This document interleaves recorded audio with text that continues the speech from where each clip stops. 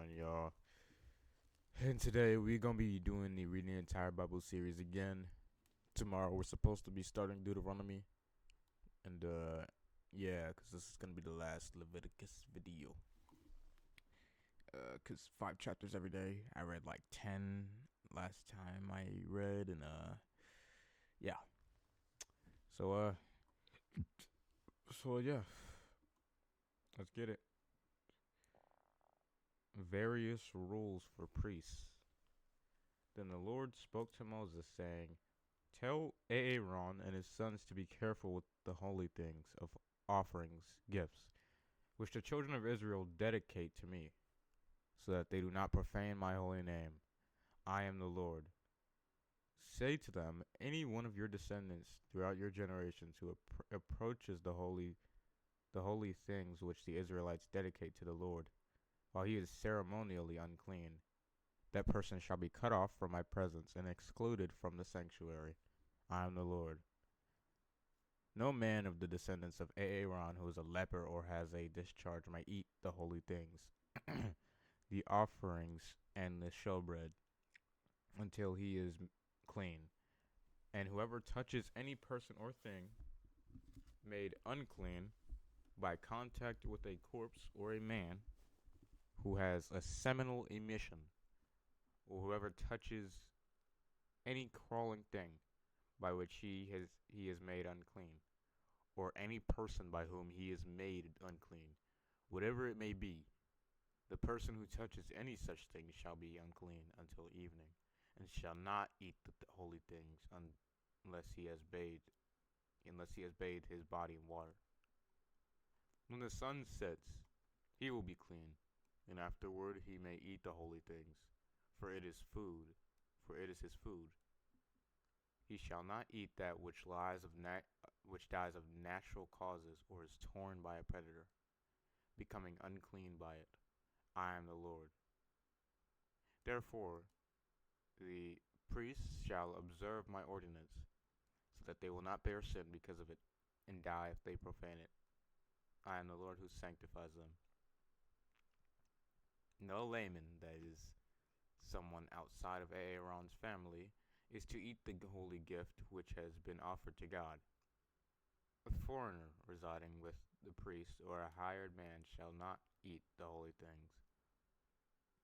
But if a priest buys a slave as his property with his money, the slave may eat the holy thing, and those who are born in the priest's house, they may eat his food.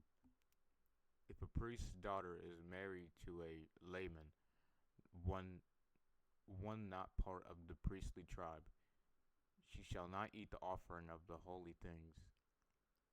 But if a priest's daughter is a widow or divorced and has no child, and returns to her father's house as in her youth, she shall eat her father's food, but no layman shall eat it.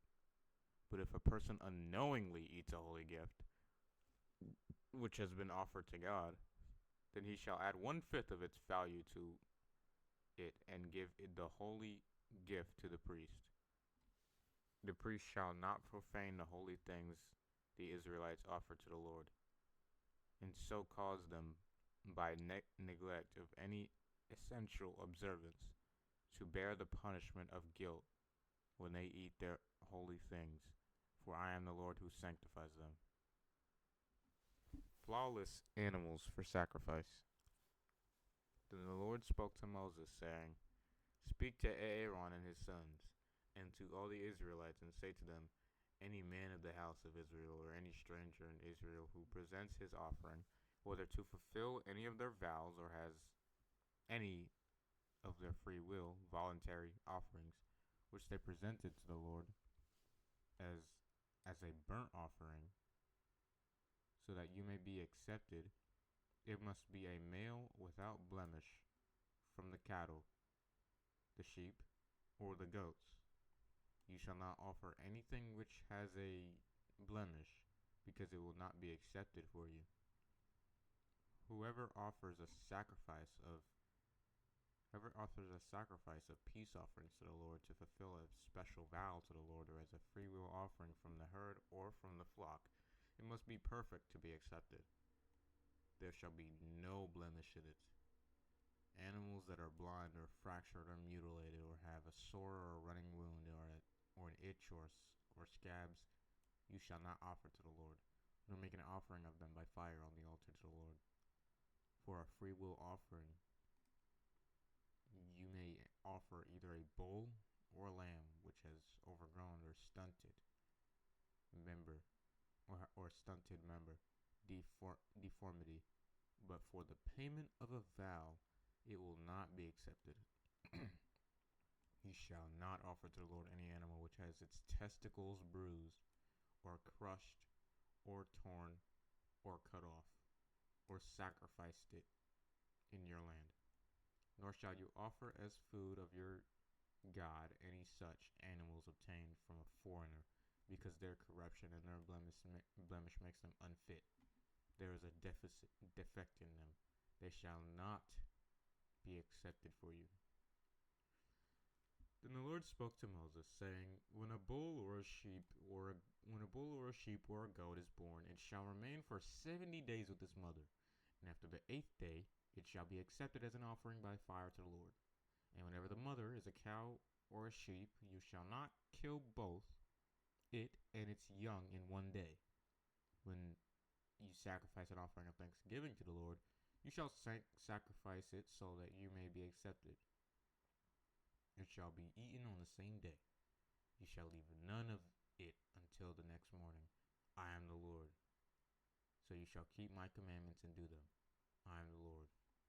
You shall not profane my holy name, using it to honor an idol or treating it with irreverence or contempt or as a byword. But I will be sanctified, set apart as holy among the Israelites. I am the Lord who sanctifies and declares you holy, who brought you out of the land of Egypt to be your God. I am the Lord. Alright.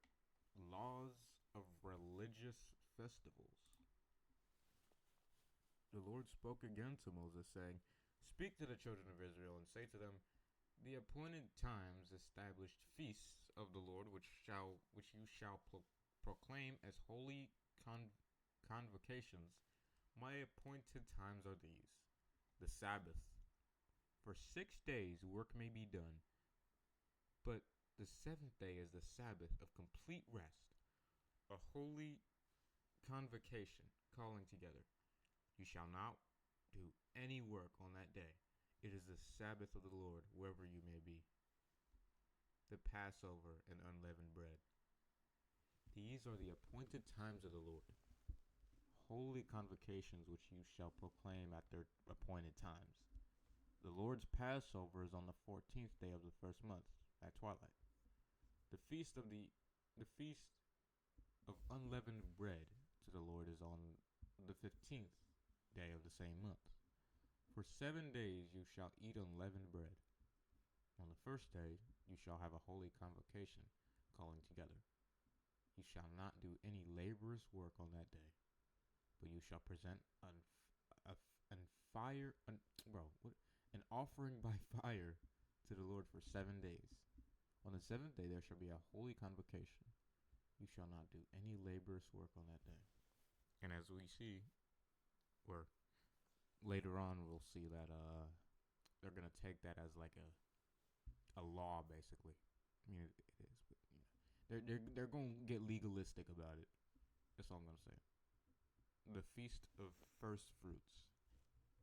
Then the Lord spoke to Moses, saying, speak to the children of Israel, and say to them, when you enter the land which I am giving you, and reap its harvest, you shall bring the sheaf of the first fruits of your harvest to the priest.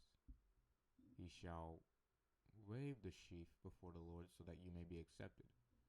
The priest shall wave it on the day after the Sabbath. Now on the day when you wave the sheaf, you shall offer a male lamb, 1 year old without blemish, as a burnt offering to the Lord.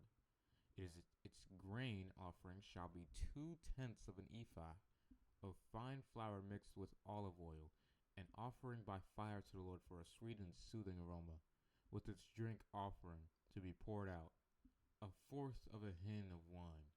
You shall not eat any bread or or roasted grain or new growth until this same day when you bring in the offering to your God.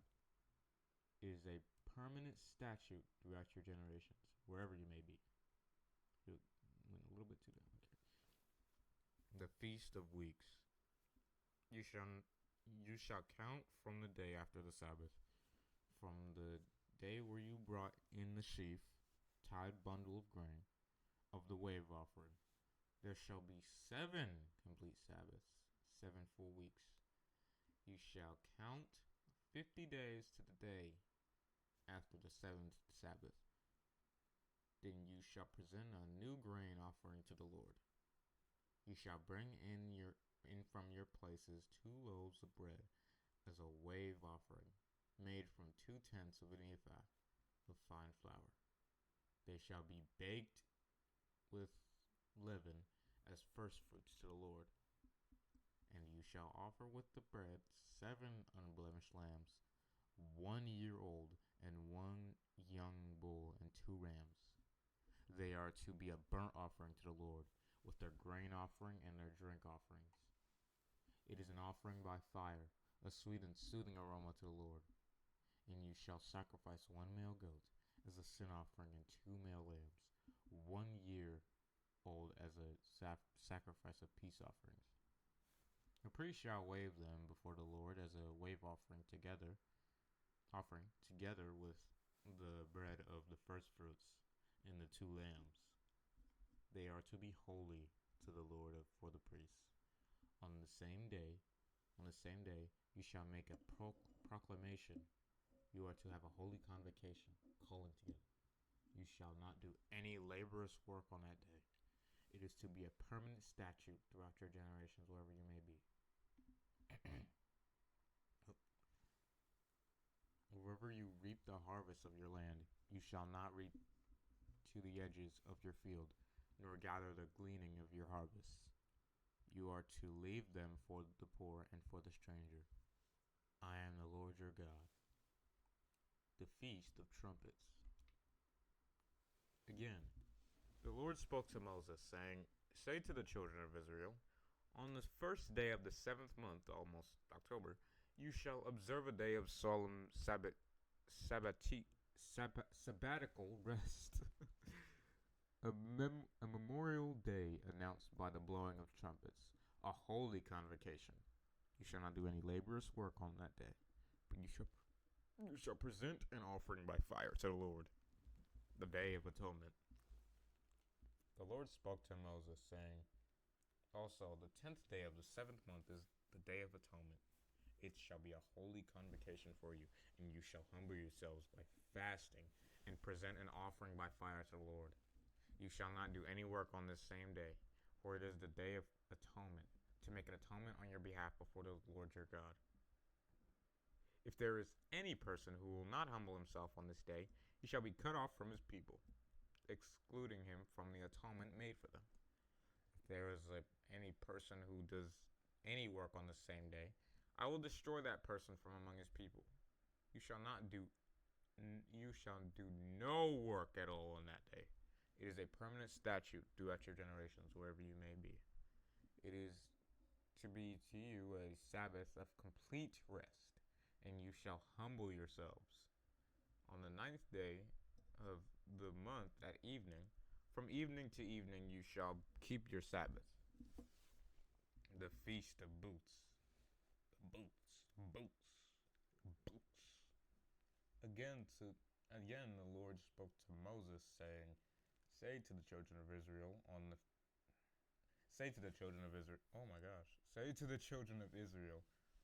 15th day of the 7th month, and for 7 days it is the Feast of Booths, tabernacles, to the Lord.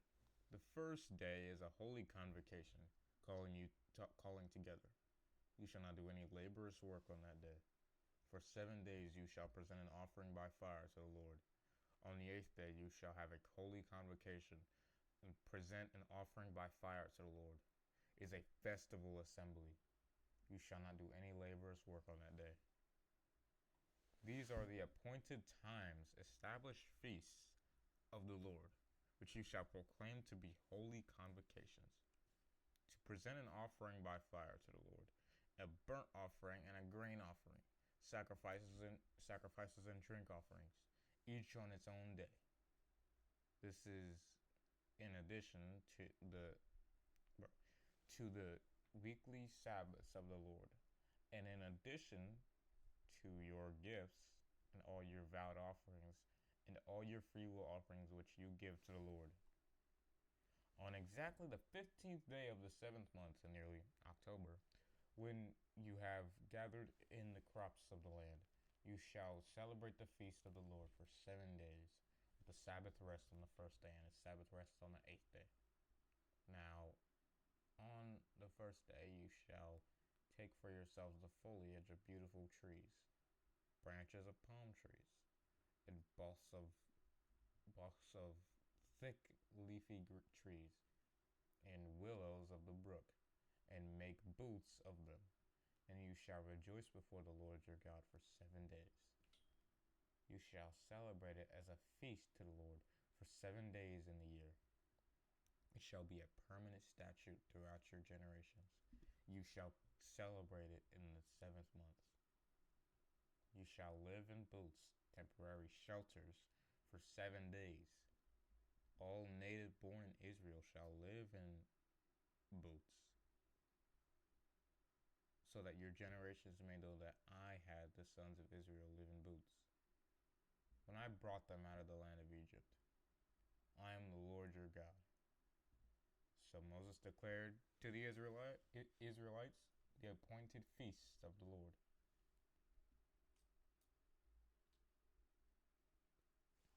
The lamp and the bread of sanctuary. Then the Lord spoke to Moses, saying, Command the children of Israel to bring to you clear oil from beaten olives for the light of the golden lampstand, to make a lamp burn continually. Outside the veil of testimony between the holy place and the most holy place, in the tent of meeting, Aaron shall always keep the lamps burning before the Lord from evening until morning. It shall be a permanent statute throughout your generations. He shall keep the lamps burning on the pure gold lampstands before the Lord, or lampstand before the Lord continually. Then you shall take fine. How do I read that as wine? Anyway, then you shall take fine flour and bake 12 cakes, bread of the presence, showbread with it. 2/10 of an ephah shall be in the cake loaf. You shall set the bread of the presence, showbread, in 2 rows, 6 in a row, on the pure gold table before the Lord. You shall put pure frankincense in 2 censers, one beside each row, so that it may be with the bread as a memorial portion, an offering by fire to the Lord. Every Sabbath day Aaron shall arrange the showbread before the Lord continually. It is an everlasting covenant for the Israelites.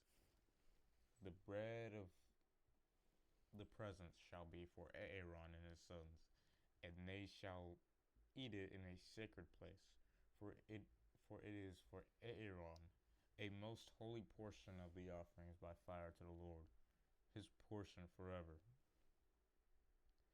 Now, the son of an Israelite woman, whose father was an Egyptian, went out among the Israelites. And he and the man of Israel quarreled and struggled with each other in the camp. The Israelite woman's son blasphemed the name of the Lord and cursed. So they brought him to Moses. Now his mother's name was Shilamith, the daughter of Dibri, of the tribe of Dan. They put him in custody until the will and command of the Lord might be made clear to them. Then the Lord spoke to Moses, saying, Bring the one who has cursed the Lord outside the camp, and let all who heard him lay their hands on his head, as witnesses to his guilt. Then let all the congregation stone him. You shall you shall speak to the Israelites, saying, whoever curses his God will bear his sin throughout his own death. Further, the one who blasphemes the name of the Lord shall most certainly be put to death. All the congregation shall stone him. The stranger as well as the native born shall be put to death when he blasphemes the name of the Lord. An eye for an eye. If a man takes the life of any human being unlawfully, he shall most certainly be put to death. The one who kills an animal shall replace it, animal for animal. If a man injures his neighbor, fellow citizen, whatever he has done shall be done to him. Fracture for fracture, eye for eye, tooth for tooth, just as he injured a man, so shall the same be done to him. The one who kills an animal shall replace it, but he who kills a human being unlawfully shall be put to death. You shall have one standard of law for the stranger among you as well as for the native, for I am the Lord your God. Then Moses spoke to the Israelites, and they brought the one who had cursed the Lord outside the camp and stoned him with stones. Thus, the Israelites did just as the Lord had commanded Moses.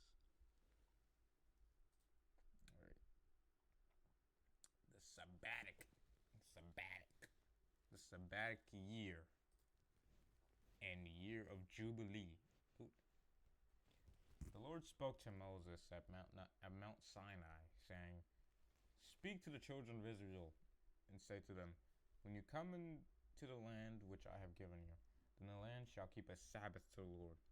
For 6 days you shall sow your field, and for 6 years you shall prune your vineyard and gather in its crop.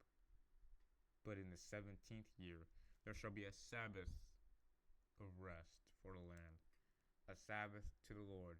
You shall not sow seed in your field, nor prune your vineyard. Whatever reseeds itself uncultivated in your harvest you shall not reap, nor shall you gather the grapes from your uncultivated vine. It shall be a year of sabbatical rest for the land. And all of you shall have food for whatever the untitled land produces during its Sabbath year. Yourself and your male and female slaves, your hired servants, and the foreigners who reside among you, even your domestic animals and the wild animals that are in your land shall have all its crops to eat. The year of Jubilee. You are also to count off 7 Sabbaths of years for yourself.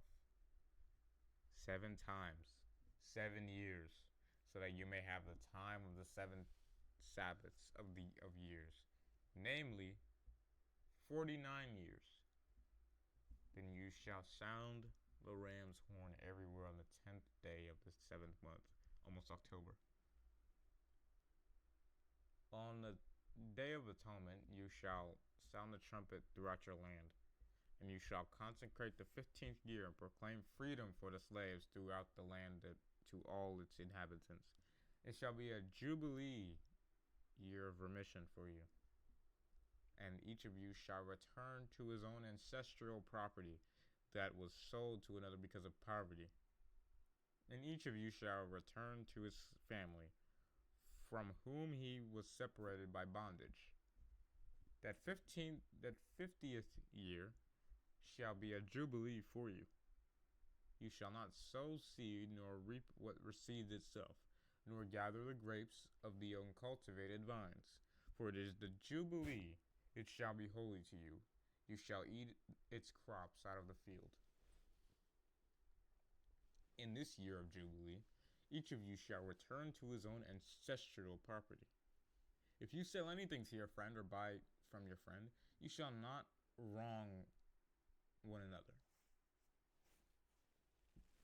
According to the number of years after the Jubilee, you shall buy from your friend, and he is to sell to you according to the number of years of crops which may be harvested before you must restore the property to him. If the years until the next Jubilee are many, you shall increase the price. But if the years remaining are few, you shall reduce the price, because it is the number of crops that he is selling to you. You shall not wrong another, but you shall fear your God with profound reverence, for I am the Lord your God. Therefore you shall carry out my statutes, and keep my ordinances and do them, so that you may live securely on the land. Then the land will yield its produce, so that you can eat your fill and live securely on it. And if you say, what are we going to eat in the seventh year? The seventh year, if we do not sow seed or gather in our crops, then this is my answer. I will order my special blessing for you in the sixth year, so that it will produce sufficient crops for 3 years. When you are sowing in the eighth year, you can still eat old things from the crops, eating the old until the ninth year, when its crops come in. The law of redemption. The land shall not be sold permanently, for the land is mine. You are only foreigners and temporary residents with me. So all the country that you possess, you are to provide for the redemption of the land in the year of Jubilee.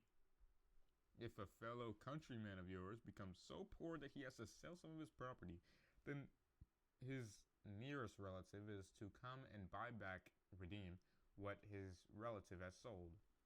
Or in case a man has no relative to redeem his property, but he has become more prosperous and has enough to buy it back, then he shall calculate the years since its sale and refund the balance to the man whom he sold it, and so return to his ancestral property.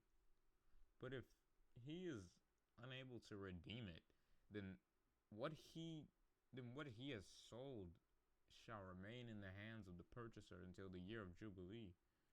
But at the Jubilee it shall revert, and he may return to his property. If a man sells a house in a walled city, then his right of redemption remains valid for a full year after its sale. His right of redemption lasts a full year. But if it is not redeemed for him within a full year, then the house that is in the walled city passes permanently and irrevocably to the purchaser throughout his generations. It does not revert back in the year of Jubilee. The houses of the villages that have no surrounding walls, however, shall be considered as open fields. They may not be redeemed, and revert in the year of Jubilee. As for the cities of the Levites have a permanent right of redemption for the houses in the cities which they possess. Therefore, what is purchased from the Levites may be redeemed by a Levite, and the house that was sold in the city they possess reverts in the year of Jubilee. For the houses in the Levite cities are their ancestral property among the Israelites. But the pasture lands of their cities may not be sold, for that is their permanent possession. Oh gosh. Alright. Of poor countrymen. Now if your fellow countryman becomes poor, and his hand falters with you, that is, he has trouble repaying you for something, then you are to help and sustain him with courtesy and consideration, like you would a stranger or a temporary resident without property, so that he may live among you. Do not charge him usurious interest, but fear your God with profound reverence, so that your countryman may continue to live among you. You shall not give him your money at interest, nor your food at a profit. I am the Lord your God, who brought you out of the land of Egypt to give you the land of Canaan and to be your God. And if your fellow countryman becomes so poor in his dealings with you that he sells himself to you as a payment for a debt, You shall not let him do the work of a slave who is ineligible for redemption, but he is to be with you as a hired man, and as if he were a temporary resident. He shall serve you until the year of Jubilee, and then he shall leave you. He and his children with him, and shall go back to his own family and return to the property of his fathers. For the Israelites are my servants, whom I brought out of the land of Egypt. They shall not be sold in a slave sale. You shall not rule over him with harshness, severity, oppression, but you are to fear your God with profound reverence. As for your male and female slaves, whom you may have, you may acquire male and female slaves from the pagan nations that are around you. Moreover, if well, from the children of the strangers who live as aliens among you, from them you may buy slaves, and from their families who are with you, whom they have produced in your land. They may become your possessions. You may bequeath them as an inheritance to your children after you, to receive as a possession. You can use them as permanent slaves. But in respect to your fellow countrymen, the children of Israel, you shall not rule over one another with harshness, severity, oppression, of redeeming a poor man. Now, if the financial means of a stranger or temporary resident among you becomes sufficient, and your fellow countryman becomes poor in comparison to him and sells himself to the stranger who is living among you, or to the descendants of the stranger's family, then after he is sold he shall have the right of redemption. One of his relatives may redeem him. Either his uncle or his uncle's son may redeem him, or one of his blood relatives from his family may redeem him. Or if he prospers, he may redeem himself. Then he or his redeemer shall calculate with his purchaser from the year which he sold himself to the purchaser to the year of Jubilee. And the original price of his sale shall be adjusted according to the number of years. The time he was with his owner shall be considered as that of a hired man. If there are still many years before the year of Jubilee, in proportion to them he must refund to the purchaser part of the price of his sale for his redemption and release. And if only a few years remain until the year of Jubilee, he shall calculate it with him. He is to refund the proportionate amount for his release. Like a man hired year by year, he shall deal with him.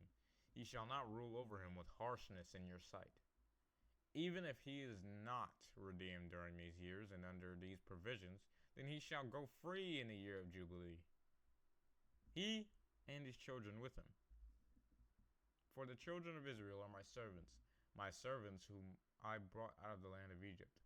I am the Lord your God.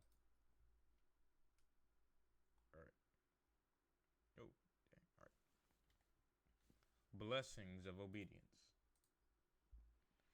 You shall not make idols for yourself, nor shall you erect an... Whoa, I just saw a light out of the corner of my eye. That was scary. I was thinking that it was my lamp, but like I don't think that light would travel that far. Yeah, because my door is dark. Yeah, there's like my door's well, not shadow, but like it's like shadow. Like the light that my lamp is emitting can't go to the door. I just saw like light out of the corner of my eye. That was crazy. It wasn't. I don't know. That's irrelevant. Anyway, we're reading, dude. Come on now, lock in. You shall not make idols for yourself, nor shall you erect an image, a sacred pillar, or an obelisk, nor shall you place any figured stone in your land, so that you may bow down to it. For I am the Lord your God. You shall keep my Sabbaths and have reverence for my sanctuary. I am the Lord. If you walk in my statutes, and keep my commandments, and obediently do them, then I will give you rain in its season, and the land with yield, and the land will yield her produce, and the trees of the field bear their fruits, and your threshing seasons will last until grape gathering, and the grape gathering time will last until planting. And you will eat your bread and be filled and live securely in your land. I will also grant peace on the land so that you may lie down and there will be no one to make you afraid. I will also eliminate harmful animals from the land, and no sword will pass through your land. And you will chase your enemies, and they will fall before you by the sword. 5 of you will chase 100, and 100 of you will put 10,000 to flight. Your enemies will fall before you by the sword, for I will turn toward you with favor and regard, and make you fruitful and multiply you. And I will establish and confirm my covenant with you. You will eat the old supply of abundant produce, and clear out the old to make room for the new. I will make my dwelling among you, and my soul will not reject nor separate itself from you. I will walk among you and be your God, and you shall be my people. I am the Lord your God, who brought you out of the land of Egypt, so that you will not be their slaves. And I broke the bars of your yoke, and made you walk upright, with held high as free man, with heads high as a free man, heads held high as a free man. Penalties of disobedience. But if you do not obey me, and do not obediently do all these commandments, if instead you reject my statutes, and if your soul rejects my ordinances, so that you will not obediently do all my commandments, and in this way break my covenant, I, in turn, will do this to you. I will appoint over you a sudden terror, consumption, and fever that will waste away the eyes and cause the soul to languish also. And you will sow your seed uselessly, for your enemies will eat what you plant. I will set my face against you so that you will be struck down before your enemies. Those who hate you will rule over you, and you will flee when no one is pursuing you.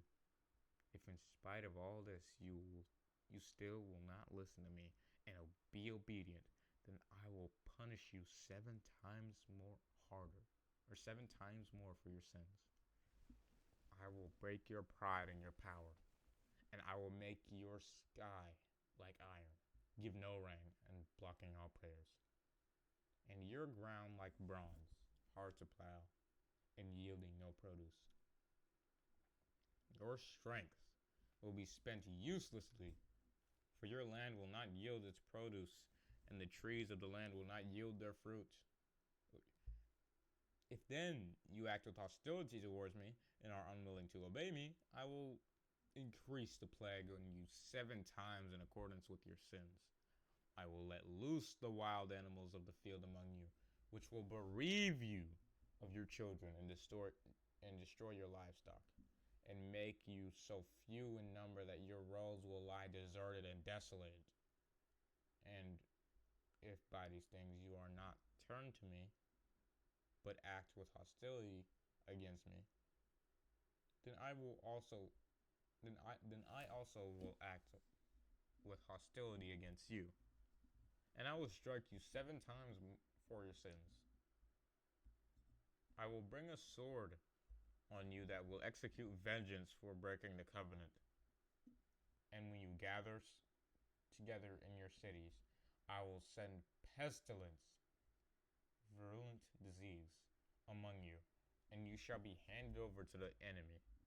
When I break your staff of bread, that is, cut off your supply of food, 10 women will bake your bread in one oven, and they will ration your bread, and will eat and not be satisfied. Yet if in spite of this you will not attentively listen to me, but act with hostility against me like an idiot, then I'm sorry, that's not what that says. Act with hostility against me, then I will act with hostility against you in wrath, and I also will punish you 7 times for your sins. You will eat the flesh of your sons and the flesh of your daughters. I will destroy your high places devoted to idolatrous worship, and cut down your incense altars, and heap your dead bodies upon the crushed bodies of your idols.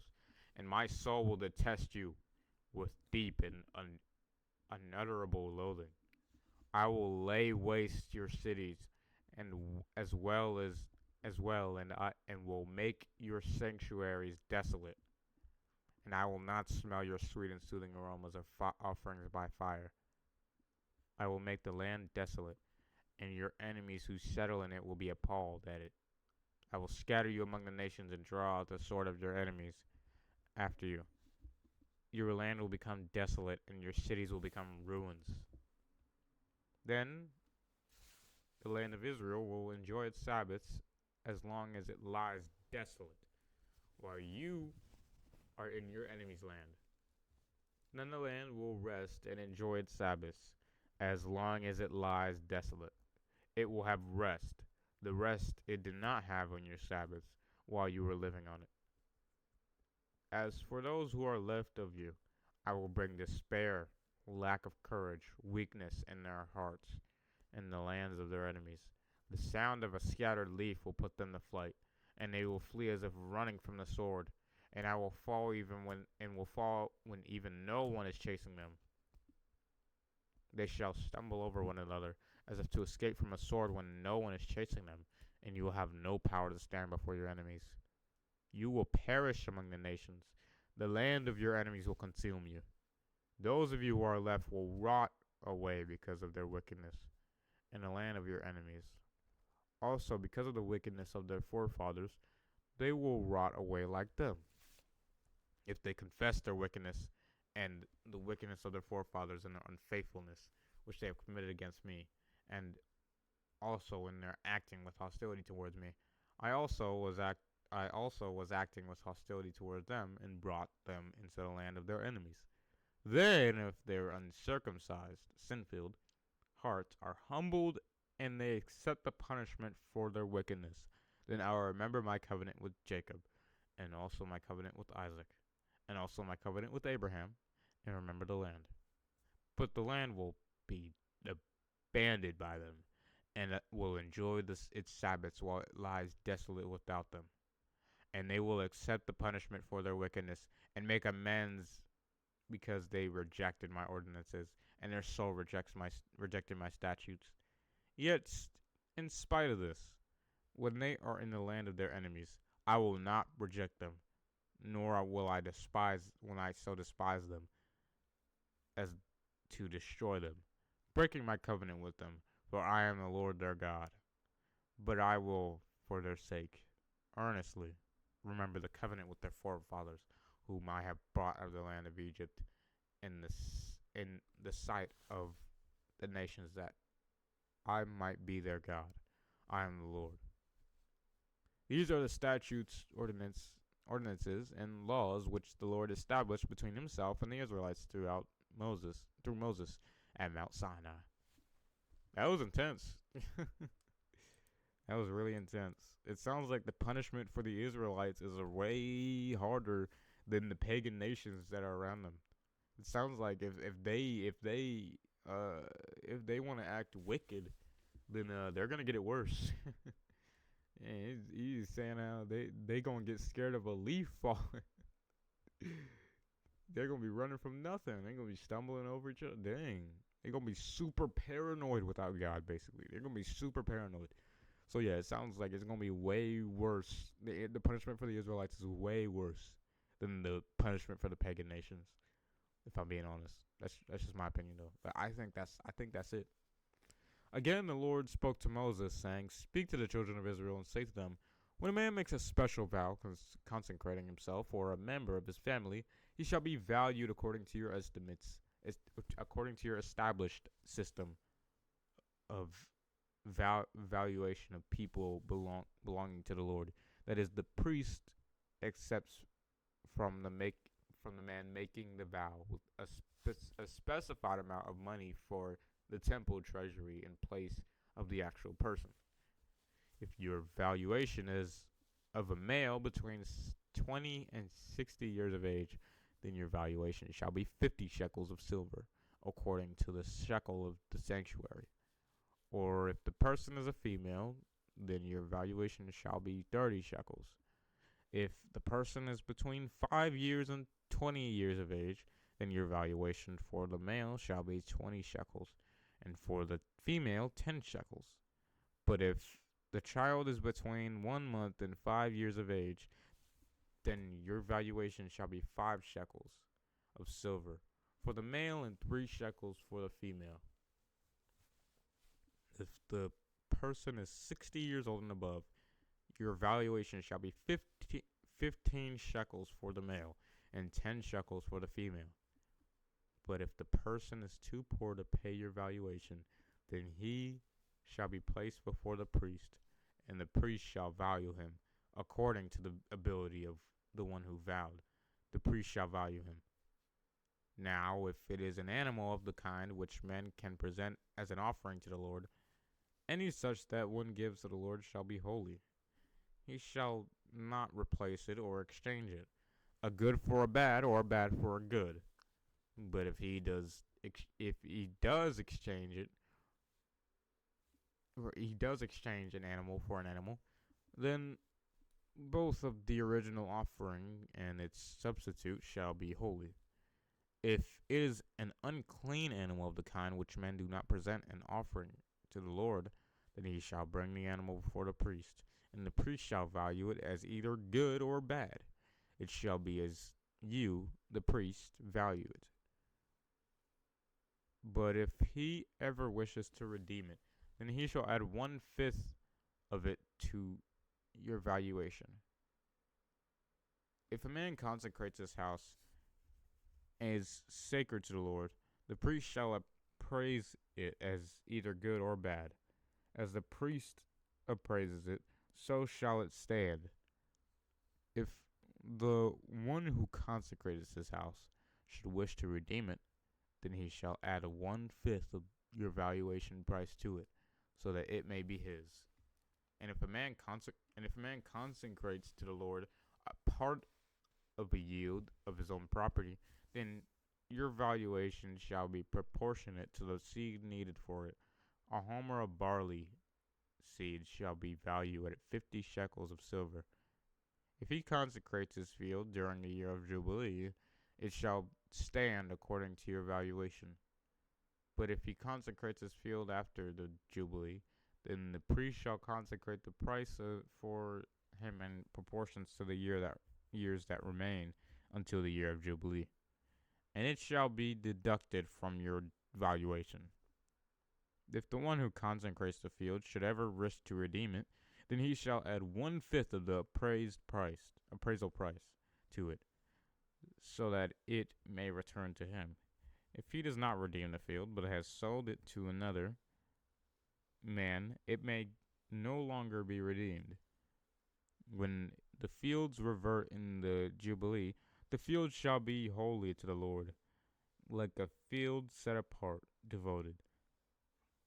The priest shall possess it as his property, or if a man consecrates to the Lord a field which he has bought, which he is not a part of the field of his ancestral property, then the priest shall calculate for him the amount of your valuation upon the year of Jubilee, and the man shall give that amount on that day as a holy thing to the Lord. In the year of Jubilee, the field shall return to the one from whom it was purchased, to whom the land belonged, as his ancestral inheritance. Every valuation of yours shall be in accordance with the sanctuary shekel. 20 gerahs shekel make a shekel. I don't read shekel. Anyway, yeah, I read shekel. I don't know how to do that. Well, it's probably pronounced shekel. However, if the firstborn among animals, which as a firstborn belongs to the Lord, no man may consecrate, whether an ox or a sheep, It is already the Lord's. If it is among the unclean animals, the owner may redeem it in accordance with your valuation, and add 1/5 to it. Or if it is not redeemed, then it shall be sold in accordance with your valuation. But if but nothing that a man sets apart, that is, devotes as an offering to the Lord, out of all that he has of man or of animal, or of the fields of his own property, shall be sold or redeemed. Anything devoted to destruction, banned, cursed, is most holy to the Lord. No one who may have been set apart among men shall be ransomed from death. He shall most certainly be put to death. And all the tithe, 10th part of the land, whether the seed of the land or the fruit of the year of the tree, is the Lord's. It is holy to the Lord. If a man wishes to redeem any part of his tithe, he shall add 1/5 to it. For every tithe of the herd or flock, whatever passes under the shepherd's staff, the 10th one shall be holy to the Lord. The man is not to be concerned whether the animal is good or bad, nor shall he exchange it. But if he does exchange it, then both it and its substitute shall become holy. It shall not be redeemed. These are the commandments which the Lord commanded Moses on Mount Sinai for the children of Israel. Wow. I think Leviticus, out of the books that I've already read, Leviticus has to be the most underwhelming one I've ever read. Alright, God bless.